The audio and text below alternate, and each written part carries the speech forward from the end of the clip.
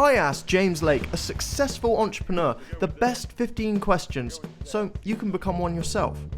Let's get into it. So what have you got for us? So I got 25 questions to ask an entrepreneur. All right, 25 questions to ask an entrepreneur. And Beat can fire some too. So just Exactly. You've been here for so long. Yeah, 12 years. Why did you decide to start your own business? Decided to start my own business because I want to be just like my dad and my granddad who were in business. I want to be a businessman. That's what I always wanted to be. What advice would you give to someone starting their own business?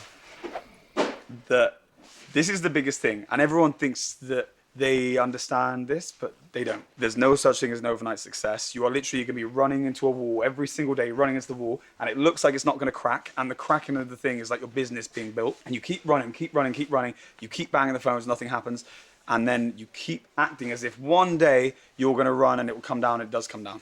But this is the thing, most people quit before it comes down. Most people after like a year are like, there's no way it's going to work. But they could have literally been one day away from it working. Because that's what we've seen, how many times now? Yeah. We were just saying, what do you reckon the difference is between the people who like crack business and don't?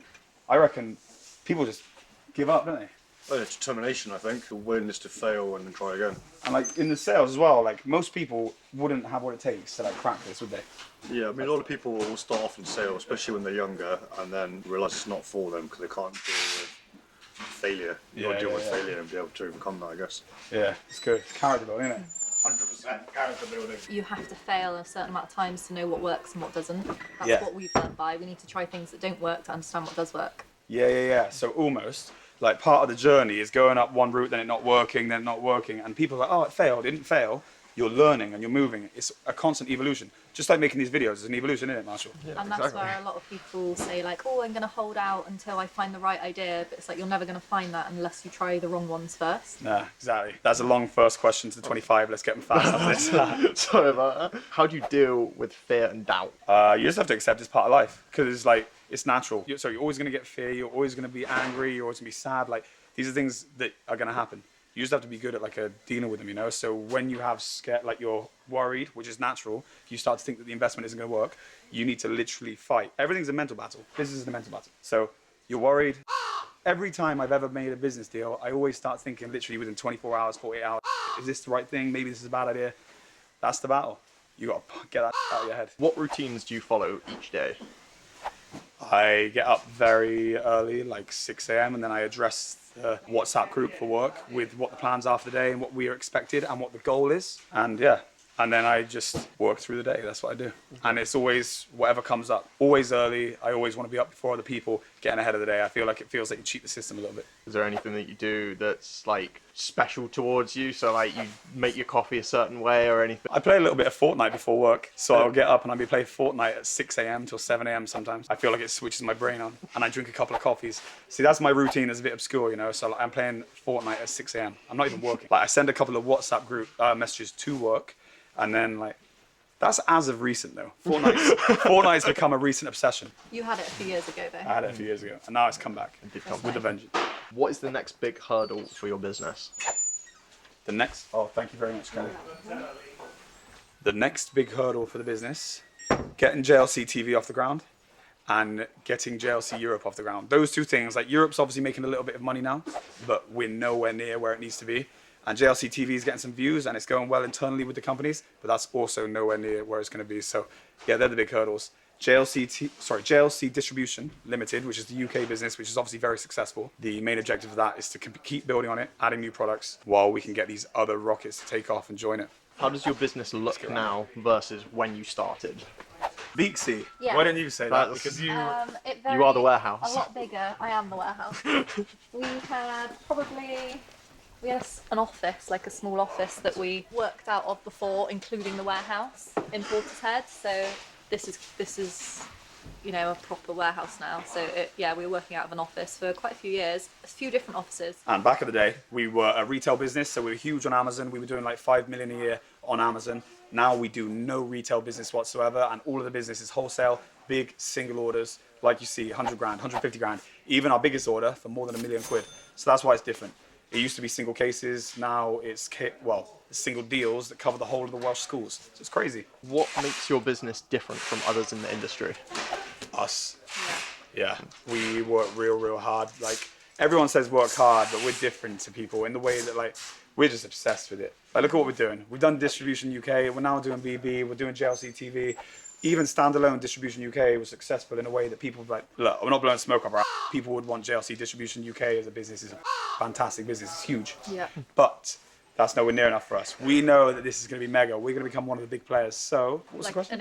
an example, a customer we have in Germany needed a delivery of a large amount of power banks, and there was a delay which was out of our control. So Jack, it was Jack's customer, he hired a minivan and drove, oh no, it was Barry with Jack, drove to Germany to deliver them. So like, yeah, we make sure that we do everything we can for our customers, even Above and if beyond. that's driving to Germany overnight to deliver some power banks. We go above and beyond.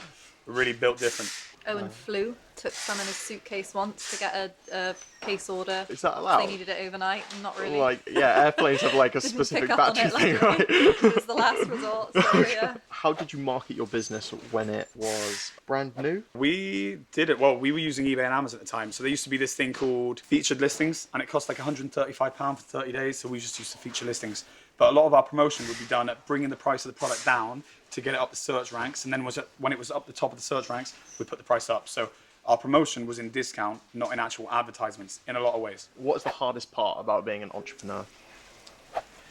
The ups and the downs. Like while you're new to this, I've been doing it a long time now, but initially you can really start to think that you're the when things are going well and think that you're when things are going bad, and you can directly link your self-worth to business.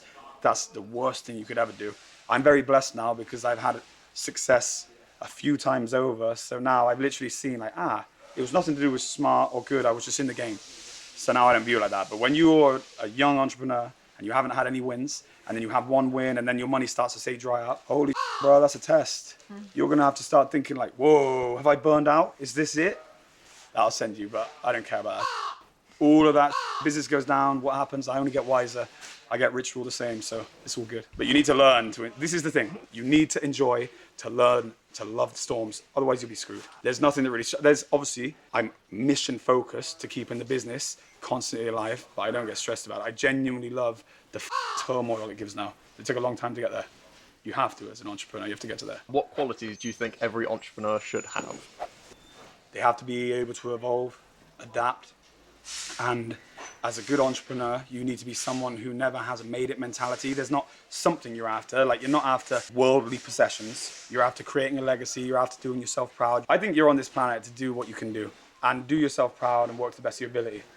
I think that the qualities you need to be able to just continue working, never be like, I made it, and get lost in your own bullshit. You need to just be like, right, it's cool that I've got that, but I'm not the smartest guy in the world. I'm not better than this person because I got it. I just keep moving. Progress. You just need to be obsessed with progress. Every successful entrepreneur, if you're obsessed with progress, you will never stop and you will go to the stars. That's what I think. How have you grown personally from becoming an entrepreneur? Mad, I've grown crazy. I mean, I've Just seen because- some of the Jammy Lizard videos back in the day. Yeah. Hi, this is Zach at jammylizard.co.uk. It's crazy the difference, man. I must say. Mainly just like what you were saying about like what does it take to create an entrepreneur. Mainly it's like understanding my emotions. I used to act crazy when I was younger because I was acting up when things weren't going my way. You know, I was throwing so much at the wall and nothing could stick, and I'm like, I was making so much money at 23 and now I'm 27 and nothing's going. And I just realized, like, it's not about the money, it's not about anything, it's about going to sleep. This sounds cheesy, but this is actually true. As long as you're going to sleep with progression, you're in peace. So when you go backwards, there's no peace. So if you can't make more money, go out and try and improve your running or something, because otherwise you'll get depressed. And once I understood that, I never got depressed again. So my whole thing is, if I lose money now, let's say I had to sell all my cool. I just make peace with that reality real fast and then understand that as long as I earn £1 today, that's progress. I'm happy. When people think that their happiness is attached to things, it out. So that's free wisdom for anyone looking to start a business. Oh yeah, and that's how I grew. So I genuinely have no attachment to anything like that anymore. And that's the fundamental thing. You need to grow like that. You need to view this life as, obviously we need the essentials. We need food, we need love, we need those things around us. But when it comes to like money being a link to your happiness and self-worth, you need to get that shit. This is a game of Monopoly. Can we go far? If we lose it all, so who cares? At least we're in the fight. What has been some of the biggest learning experiences in running a business? How egos are one of the biggest problems in business with people and dealing with them when it comes to everything. Just people. What am I learning? What What have you learned, would you say? Everything really. How to deal with different types of people. Yeah, just What not to. There's so much detail. What not to get too excited about, and mainly managing emotions. I think. Dealing managing with emotions. and like our own, just from experience, I guess. Because there's even times like this, right? We go back to the summer of 2020. We get robbed for $250,000. When we get robbed, it nearly is sending us bankrupt. But you have to manage your emotions to not send distress out any more than you can help. Obviously, there's a certain amount of distress that people could see, James might look a bit stressed. But you need to try and stay strong, because you breaking or folding will make the rest of it fold. So the business almost acts as you as an individual. All of that learning, galvanizing yourself, that's what happens. And that's where we'll grow. That's where everyone grows. And it's actually been super, super cool seeing, this is one of the beautiful things about having people that have been with us for so long, is we've all seen each other grow. We've seen people become super, super, well galvanized people. It's good.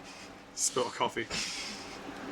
What do you look for when sourcing or hiring? See, this is crazy because we were talking, well, not crazy, this is interesting because we were speaking about this last week. It's all about someone's want to learn. If someone wants to learn, we can go so far with them. They don't need to know sales, we can teach them sales. As long as you're not going to be like a coward, like as we say, you got to make the call, don't be scared, do it, listen to us, and we will teach you to be a killer in any department in the business. But if someone comes and they're already pig-headed, like, I know better than you, nah. So the quality is not a particular skill set, it's are you willing to just be a sponge and learn? Because we know what we're talking about, and we can make you a killer. So yeah, that's what it is. What would you say? Yeah, definitely. It's that. Yeah. Will to learn, you can make them go far. What will you never compromise on with your business? My values. Yeah, so if we don't agree with it, if it's something wrong, if it's dirty, we won't do it. And there's not an amount of money that we would do it for. And that's serious. There's certain political things that have been pushed into the business. If we don't agree with them, it's not coming in. We're not making this political, but we're not just gonna be cheap. So yeah, and if the business had to close because someone was trying to affect our values or make us do things that are unethical, genuinely take it. I think that peace exists in progress and standing on your values. And if you don't stand on your values, you go to hell. That's what I think. And I don't mean hell necessarily physical hell. I mean you're living in hell. If you're lying, if you're cheating, if you're stealing, you cannot do those things. So yeah. Thank you for watching the video. If you enjoyed it, I would suggest subscribing, because another video with more questions will be dropping soon. Does that mean you bought your Lambo outright? I can't say. Leave a comment about what else you'd like me to ask James, and have a great day.